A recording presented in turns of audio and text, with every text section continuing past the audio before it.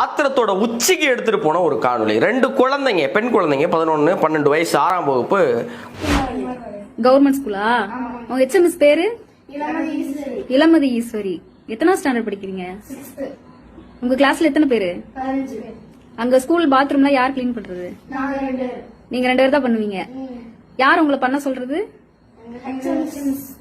சொல்றாங்க, எங்க தலைமை ஆசிரியர் இளமதி ஈஸ்வரி எங்களை பள்ளியுடைய கழிப்பறையை கழுவ சொல்றாங்க.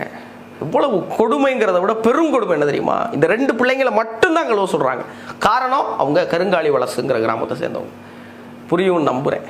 இதெல்லாம் மாத்தணும் தான் போராடிக்கிட்டு இருக்கோம். இதெல்லாம் விட்டு வெளியே வரணும் தான் பிள்ளைகளை பள்ளிக்கூடத்துக்கு அனுப்புறோம். பெற்றவங்க நாங்க தான் கழிப்பறை கழுவுறோம், எங்க பிள்ளைங்களும் இந்த தொழிலுக்கு போயிடக்கூடாதுன்னா பள்ளிக்கூடத்துக்கு அனுப்புனா பள்ளிக்கூடத்தில் ஒரு தலைமை ஆசிரியர் என்னங்க கொடுமை.